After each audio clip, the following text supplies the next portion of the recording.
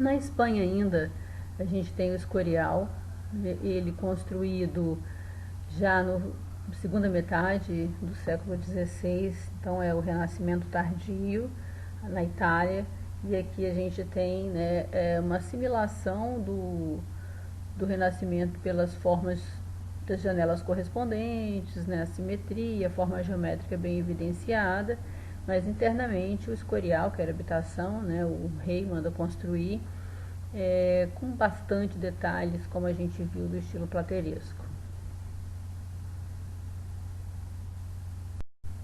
Um pouco mais próximo do Escorial, a gente vê a centralização, né, a valorização da entrada no centro da edificação, as correspondências das janelas.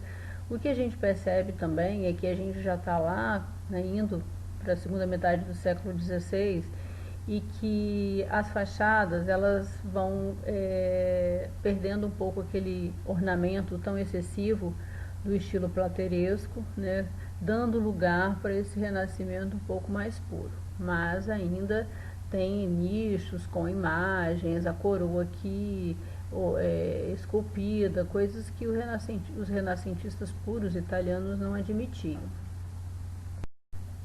Um pouquinho mais na parte do Escorial, a gente vê as organizações, esculturas, né, na fachada, também, né, não era uma diretriz do Renascimento italiano, isso vai vir posterior no Barroco e no Maneirismo, a própria uso de fachada, na fachada com colunas pareadas, né, em pares.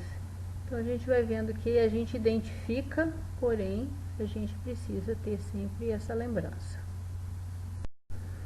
Outra coisa importante que o Renascimento ele proporcionou, isso na Itália e em outros lugares também, foi o que a gente comentou anteriormente. A forma de vida mudou muito no sentido da gente não ver mais aquela introspecção, né? As casas não tinham janelas, ninguém olhava para fora, era tudo para dentro.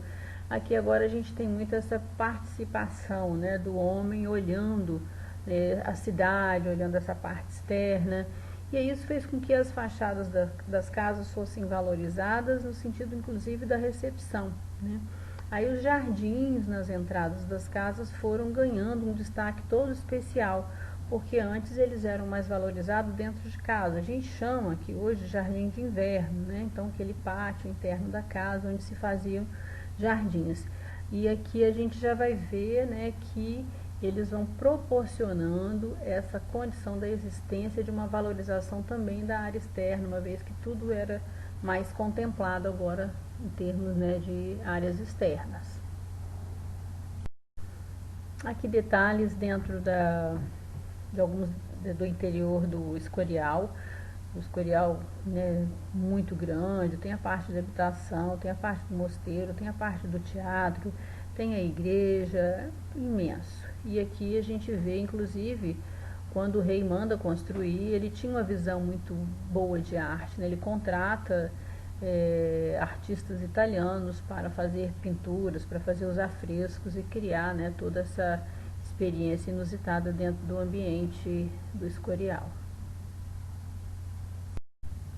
Aqui dentro do interior da Basílica, também dentro do Escorial, a gente já vai vendo aqui o uso das cúpulas, dos afrescos, né?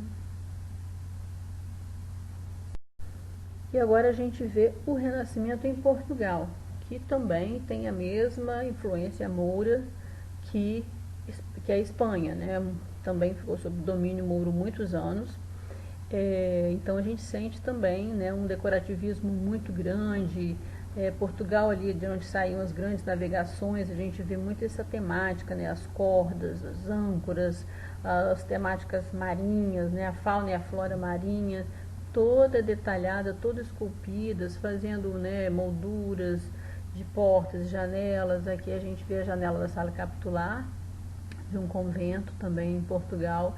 E a curiosidade também, como na Espanha, o Renascimento em Portugal, ele não ele é reconhecido também como o nome de estilo manuelino, fazendo, né, alusão a Dom Manuel, que estavam na época, né, como rei.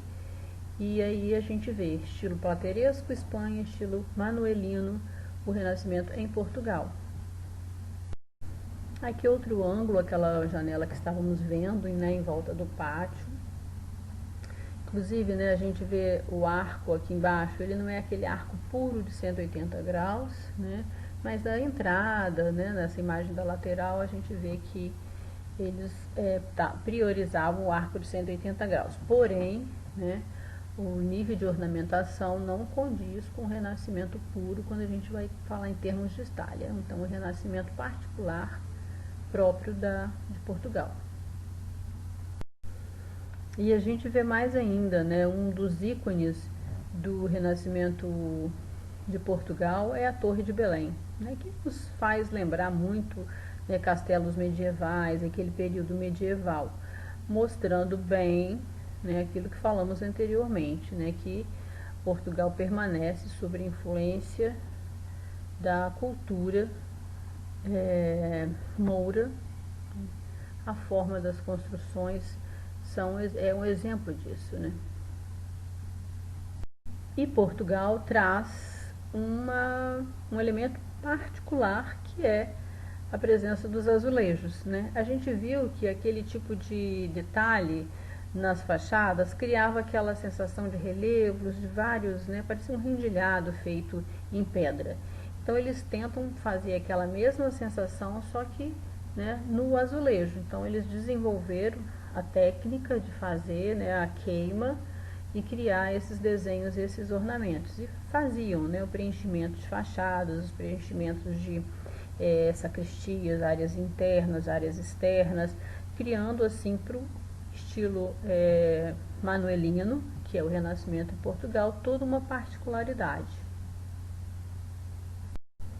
Esses azulejos poderiam aparecer com padrão, como a gente viu anteriormente, de uma estampa, ou também painéis, né, fazendo homenagens aos reis, fazendo homenagem, né, à vida de Cristo, e criavam assim então esse elemento que diferenciou muito o Renascimento de Portugal.